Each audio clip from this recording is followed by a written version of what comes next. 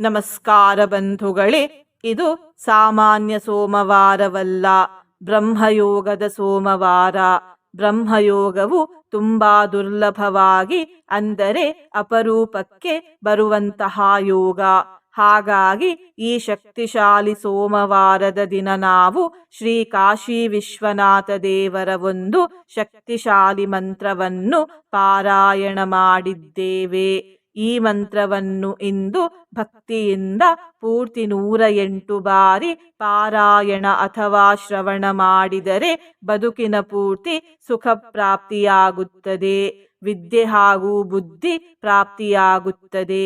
ಅನಂತಾನಂತ ಕೀರ್ತಿ ದೊರೆಯುತ್ತದೆ. ಮತ್ತು ಈ ಮಂತ್ರವನ್ನು ಪ್ರತಿನಿತ್ಯ ಪಾರಾಯಣ ಅಥವಾ ಶ್ರವಣ ಮಾಡಿದರೆ ಮೋಕ್ಷವೂ ಕೂಡ ಪ್ರಾಪ್ತಿಯಾಗುತ್ತದೆ. ಇಂದಿನ ಮನೆ ಮದ್ದು ಹೀಗಿದೆ: ಜಂತುಹುಳ ನಿವಾರಣೆಗಾಗಿ ಈ ಒಂದು ಹಣ್ಣನ್ನು ಸೇವಿಸಿ. ಆ ಹಣ್ಣು ಪರಂಗಿ ಹಣ್ಣು.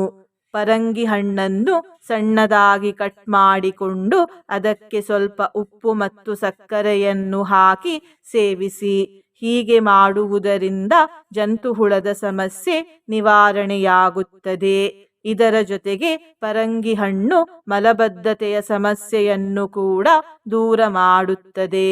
ಬಂಧುಗಳೇ, ನೀವು ಚಾನಲಿಗೆ ಹೊಸದಾಗಿ ಬಂದಿದ್ದರೆ ಚಾನಲ್ ಅನ್ನು ಸಬ್ಸ್ಕ್ರೈಬ್ ಮಾಡಿ, ಹತ್ತಿರ ಇರುವ ಬೆಲ್ ಬಟನ್ ಪ್ರೆಸ್ ಮಾಡಿ, ಆಲ್ ಅನ್ನುವ ಆಪ್ಷನ್ ಅನ್ನು ಸೆಲೆಕ್ಟ್ ಮಾಡಿ. ನೀವು ಸಬ್ಸ್ಕ್ರೈಬ್ ಮಾಡಿದರೆ ನಮಗೂ ಇನ್ನೂ ಹೆಚ್ಚು ವಿಡಿಯೋ ಮಾಡಲು ಸ್ಫೂರ್ತಿ ಸಿಗುತ್ತದೆ ಮತ್ತು ನಿಮಗೂ ನಮ್ಮ ಹೊಸ ವಿಡಿಯೋ ಅಪ್ಲೋಡ್ ಆದ ತಕ್ಷಣವೇ ಸಿಗುತ್ತದೆ. ಮಂತ್ರಶ್ರವಣ ಮಾಡುವಾಗ ಓಂ ವಿಶ್ವನಾಥಾಯ ನಮಃ ಎಂದು ಕಮೆಂಟ್ ಮಾಡಿ ಬಂಧುಗಳೇ. ಮಂತ್ರಪಾರಾಯಣವನ್ನು ಶುರು ಮಾಡೋಣ. ವಿದ್ಯಾಂ ಶ್ರಿಯಂ ವಿಪುಲ ಸೌಖ್ಯಮನಂತ ಕೀರ್ತಿಂ ಸಂಪ್ರಾಪ್ಯ ದೇಹ ವಿಲಯೇ ಲಭತೆ ಚ ಮೋಕ್ಷಂ. ವಿದ್ಯಾಂ ಶ್ರಿಯಂ ವಿಪುಲ ಸೌಖ್ಯಮನಂತ ಕೀರ್ತಿಂ ಸಂಪ್ರಾಪ್ಯ ದೇಹ ವಿಲಯೇ ಲಭತೆ ಚ ಮೋಕ್ಷಂ. ವಿದ್ಯಾಂ ಶ್ರಿಯಂ ವಿಪುಲ ಸೌಖ್ಯಮನಂತ ಕೀರ್ತಿಂ ಸಂಪ್ರಾಪ್ಯ ದೇಹ ವಿಲಯೇ ಲಭತೆ ಚ ಮೋಕ್ಷಂ. ವಿದ್ಯಾಂ ಶ್ರಿಯಂ ವಿಪುಲ ಸೌಖ್ಯಮನಂತ ಕೀರ್ತಿಂ ಸಂಪ್ರಾಪ್ಯ ದೇಹ ವಿಲಯೇ ಲಭತೆ ಚ ಮೋಕ್ಷಂ. ವಿದ್ಯಾಂ ಶ್ರಿಯಂ ವಿಪುಲ ಸೌಖ್ಯಮನಂತ ಕೀರ್ತಿಂ ಸಂಪ್ರಾಪ್ಯ ದೇಹ ವಿಲಯೇ ಲಭತೆ ಚ ಮೋಕ್ಷಂ. ವಿದ್ಯಾಂ ಶ್ರಿಯಂ ವಿಪುಲ ಸೌಖ್ಯಮನಂತ ಕೀರ್ತಿಂ ಸಂಪ್ರಾಪ್ಯ ದೇಹ ವಿಲಯೇ ಲಭತೆ ಚ ಮೋಕ್ಷಂ. ವಿದ್ಯಾಂ ಶ್ರಿಯಂ ವಿಪುಲ ಸೌಖ್ಯಮನಂತ ಕೀರ್ತಿಂ ಸಂಪ್ರಾಪ್ಯ ದೇಹ ವಿಲಯೇ ಲಭತೆ ಚ ಮೋಕ್ಷಂ. ವಿದ್ಯಾಂ ಶ್ರಿಯಂ ವಿಪುಲ ಸೌಖ್ಯಮನಂತ ಕೀರ್ತಿಂ ಸಂಪ್ರಾಪ್ಯ ದೇಹ ವಿಲಯೇ ಲಭತೆ ಚ ಮೋಕ್ಷಂ. ವಿದ್ಯಾಂ ಶ್ರಿಯಂ ವಿಪುಲ ಸೌಖ್ಯಮನಂತ ಕೀರ್ತಿಂ ಸಂಪ್ರಾಪ್ಯ ದೇಹ ವಿಲಯೇ ಲಭತೆ ಚ ಮೋಕ್ಷಂ. ವಿದ್ಯಾಂ ಶ್ರಿಯಂ ವಿಪುಲ ಸೌಖ್ಯಮನಂತ ಕೀರ್ತಿಂ ಸಂಪ್ರಾಪ್ಯ ದೇಹ ವಿಲಯೇ ಲಭತೆ ಚ ಮೋಕ್ಷಂ. ವಿದ್ಯಾಂ ಶ್ರಿಯಂ ವಿಪುಲ ಸೌಖ್ಯಮನಂತ ಕೀರ್ತಿಂ ಸಂಪ್ರಾಪ್ಯ ದೇಹ ವಿಲಯೇ ಲಭತೆ ಚ ಮೋಕ್ಷಂ. ವಿದ್ಯಾಂ ಶ್ರಿಯಂ ವಿಪುಲ ಸೌಖ್ಯಮನಂತ ಕೀರ್ತಿಂ ಸಂಪ್ರಾಪ್ಯ ದೇಹ ವಿಲಯೇ ಲಭತೆ ಚ ಮೋಕ್ಷಂ. ವಿದ್ಯಾಂ ಶ್ರಿಯಂ ವಿಪುಲ ಸೌಖ್ಯಮನಂತ ಕೀರ್ತಿಂ ಸಂಪ್ರಾಪ್ಯ ದೇಹ ವಿಲಯೇ ಲಭತೆ ಚ ಮೋಕ್ಷಂ. ವಿದ್ಯಾಂ ಶ್ರಿಯಂ ವಿಪುಲ ಸೌಖ್ಯಮನಂತ ಕೀರ್ತಿಂ ಸಂಪ್ರಾಪ್ಯ ದೇಹ ವಿಲಯೇ ಲಭತೆ ಚ ಮೋಕ್ಷಂ. विद्यां श्रियं विपुलसौख्यमनन्तकीर्तिं सम्प्राप्य देहविलये लभते च मोक्षम् विद्यां श्रियं विपुलसौख्यमनन्तकीर्तिं सम्प्राप्य देहविलये लभते च मोक्षम्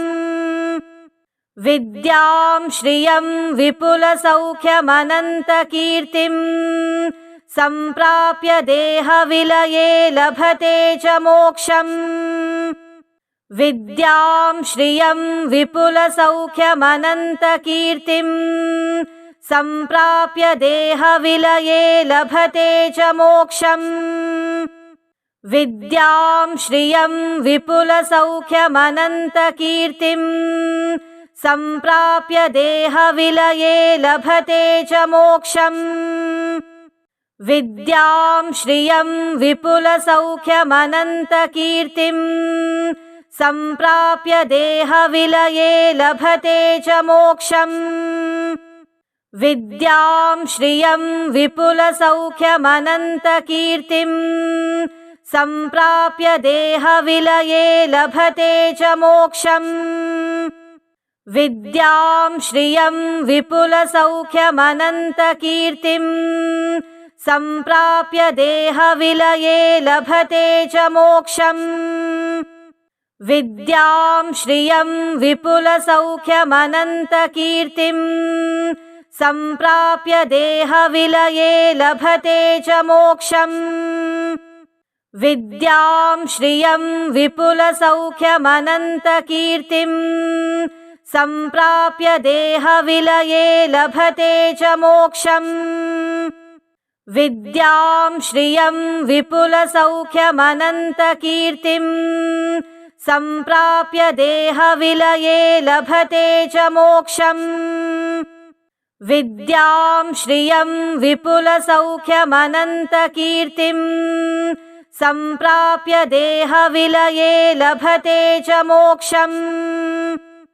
विद्यां श्रियं विपुलसौख्यमनन्तकीर्तिं सम्प्राप्य देहविलये लभते च मोक्षम् विद्यां श्रियं विपुलसौख्यमनन्तकीर्तिं सम्प्राप्य देहविलये लभते च मोक्षम् विद्यां श्रियं विपुलसौख्यमनन्तकीर्तिं सम्प्राप्य देहविलये लभते च मोक्षम् विद्यां श्रियं विपुलसौख्यमनन्तकीर्तिं सम्प्राप्य देहविलये लभते च मोक्षम् विद्यां श्रियं विपुलसौख्यमनन्तकीर्तिं सम्प्राप्य देहविलये लभते च मोक्षम् विद्यां श्रियं विपुलसौख्यमनन्तकीर्तिं सम्प्राप्य देहविलये लभते च मोक्षम् विद्यां श्रियं विपुलसौख्यमनन्तकीर्तिं सम्प्राप्य देहविलये लभते च मोक्षम् विद्यां श्रियं विपुलसौख्यमनन्तकीर्तिं सम्प्राप्य देहविलये लभते च मोक्षम्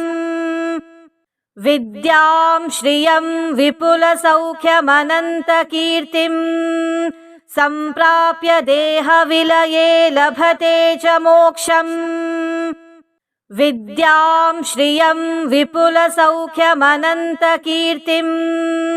सम्प्राप्य देहविलये लभते च मोक्षम् विद्यां श्रियं विपुलसौख्यमनन्तकीर्तिं सम्प्राप्य देहविलये लभते च मोक्षम् विद्यां श्रियं विपुलसौख्यमनन्तकीर्तिं सम्प्राप्य देहविलये लभते च मोक्षम् विद्यां श्रियं विपुलसौख्यमनन्तकीर्तिं सम्प्राप्य देहविलये लभते च मोक्षम् विद्यां श्रियं विपुलसौख्यमनन्तकीर्तिं सम्प्राप्य देहविलये लभते च मोक्षम् विद्यां श्रियं विपुलसौख्यमनन्तकीर्तिं सम्प्राप्य देहविलये लभते च मोक्षम् विद्यां श्रियं विपुलसौख्यमनन्तकीर्तिं सम्प्राप्य देहविलये लभते च मोक्षम् विद्यां श्रियं विपुलसौख्यमनन्तकीर्तिं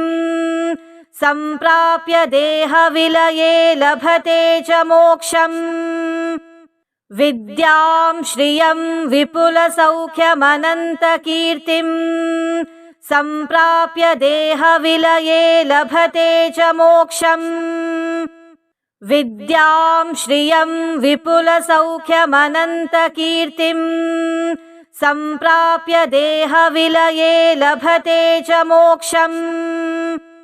विद्यां श्रियं विपुलसौख्यमनन्तकीर्तिं सम्प्राप्य देहविलये लभते च मोक्षम् विद्यां श्रियं विपुलसौख्यमनन्तकीर्तिं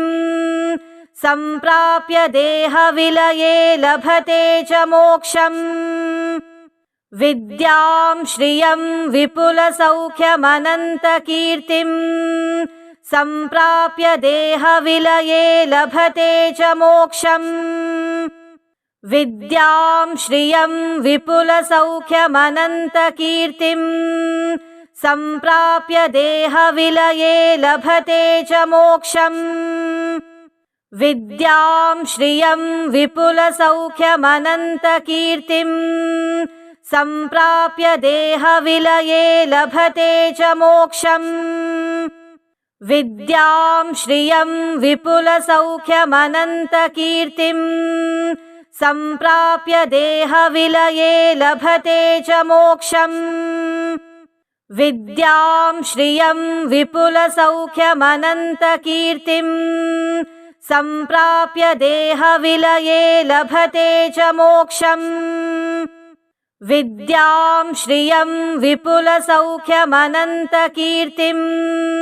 सम्प्राप्य देहविलये लभते च मोक्षम् विद्यां श्रियं विपुलसौख्यमनन्तकीर्तिं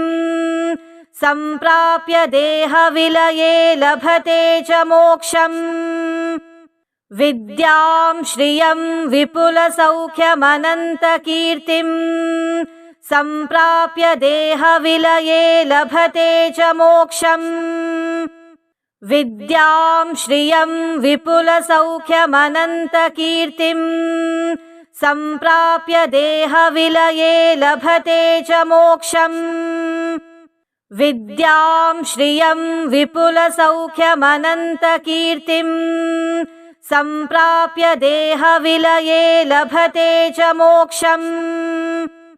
विद्यां श्रियं विपुलसौख्यमनन्तकीर्तिं सम्प्राप्य देहविलये लभते च मोक्षम् विद्यां श्रियं विपुलसौख्यमनन्तकीर्तिं सम्प्राप्य देहविलये लभते च मोक्षम् विद्यां श्रियं विपुलसौख्यमनन्तकीर्तिं सम्प्राप्य देहविलये लभते च मोक्षम् विद्यां श्रियं विपुलसौख्यमनन्तकीर्तिं सम्प्राप्य देहविलये लभते च मोक्षम् विद्यां श्रियं विपुलसौख्यमनन्तकीर्तिं सम्प्राप्य देहविलये लभते च मोक्षम् विद्यां श्रियं विपुलसौख्यमनन्तकीर्तिं सम्प्राप्य देहविलये लभते च मोक्षम् विद्यां श्रियं विपुलसौख्यमनन्तकीर्तिं सम्प्राप्य देहविलये लभते च मोक्षम् विद्यां श्रियं विपुलसौख्यमनन्तकीर्तिं सम्प्राप्य देहविलये लभते च मोक्षम् विद्यां श्रियं विपुलसौख्यमनन्तकीर्तिं सम्प्राप्य देहविलये लभते च मोक्षम् विद्यां श्रियं विपुलसौख्यमनन्तकीर्तिं सम्प्राप्य देहविलये लभते च मोक्षम्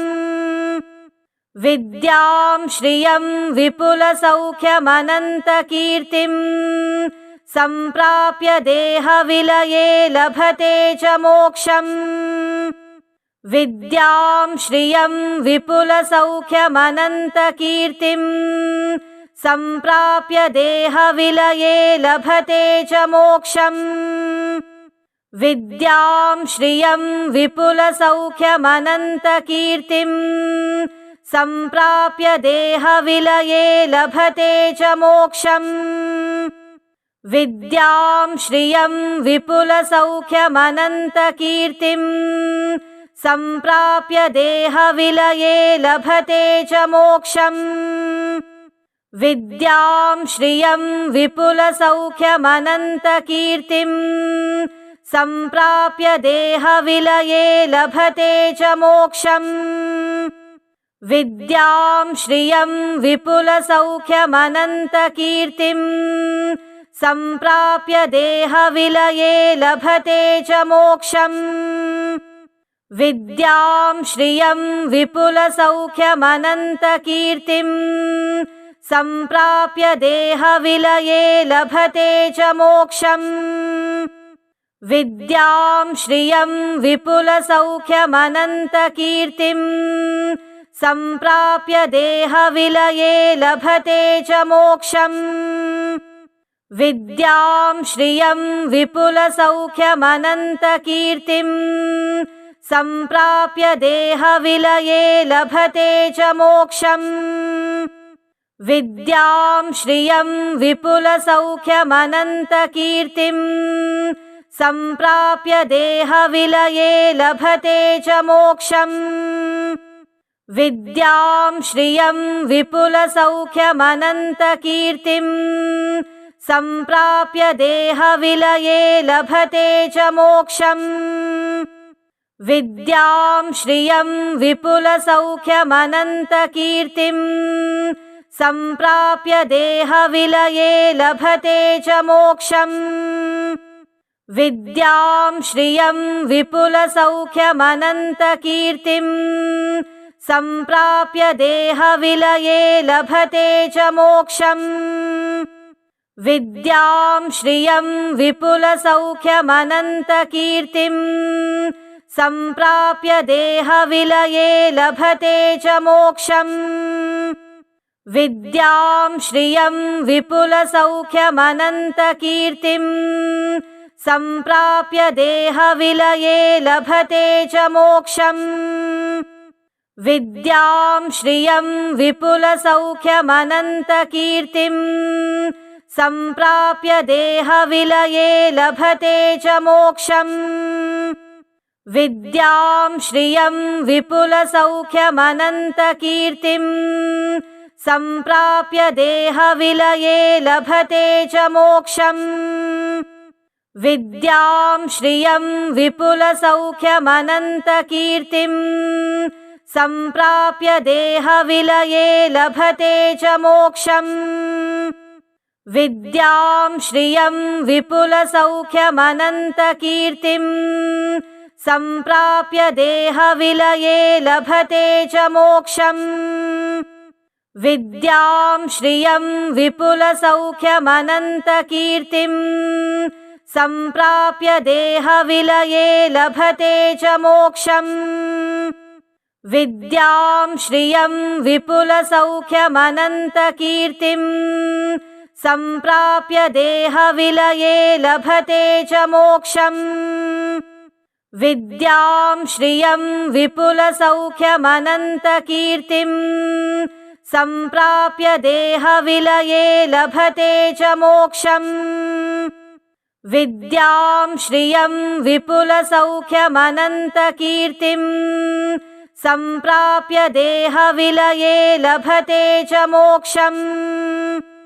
विद्यां श्रियं विपुलसौख्यमनन्तकीर्तिं सम्प्राप्य देहविलये लभते च मोक्षम् विद्यां श्रियं विपुलसौख्यमनन्तकीर्तिं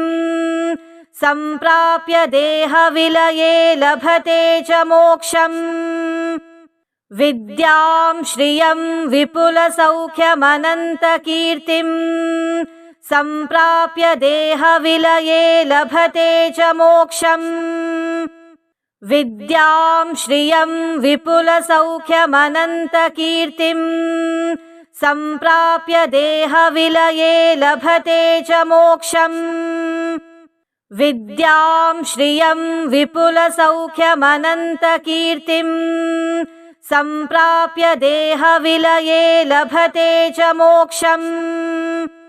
विद्यां श्रियं विपुलसौख्यमनन्तकीर्तिं सम्प्राप्य देहविलये लभते च मोक्षम् विद्यां श्रियं विपुलसौख्यमनन्तकीर्तिं सम्प्राप्य देहविलये लभते च मोक्षम् विद्यां श्रियं विपुलसौख्यमनन्तकीर्तिं सम्प्राप्य देहविलये लभते च मोक्षम् विद्यां श्रियं विपुलसौख्यमनन्तकीर्तिं सम्प्राप्य देहविलये लभते च मोक्षम् विद्यां श्रियं विपुलसौख्यमनन्तकीर्तिं सम्प्राप्य देहविलये लभते च मोक्षम् विद्यां श्रियं विपुलसौख्यमनन्तकीर्तिं सम्प्राप्य देहविलये लभते च मोक्षम् विद्यां श्रियं विपुलसौख्यमनन्तकीर्तिं सम्प्राप्य देहविलये लभते च मोक्षम् विद्यां श्रियं विपुलसौख्यमनन्तकीर्तिं सम्प्राप्य देहविलये लभते च मोक्षम् विद्यां श्रियं विपुलसौख्यमनन्तकीर्तिं सम्प्राप्य देहविलये लभते च मोक्षम् विद्यां श्रियं विपुलसौख्यमनन्तकीर्तिं सम्प्राप्य देहविलये लभते च मोक्षम् विद्यां श्रियं विपुलसौख्यमनन्तकीर्तिं सम्प्राप्य देहविलये लभते च मोक्षम् विद्यां श्रियं विपुलसौख्यमनन्तकीर्तिं सम्प्राप्य देहविलये लभते च मोक्षम् विद्यां श्रियं विपुलसौख्यमनन्तकीर्तिं सम्प्राप्य देहविलये लभते च मोक्षम् विद्यां श्रियं विपुलसौख्यमनन्तकीर्तिं सम्प्राप्य देहविलये लभते च मोक्षम् विद्यां श्रियं विपुलसौख्यमनन्तकीर्तिं सम्प्राप्य देहविलये लभते च मोक्षम्।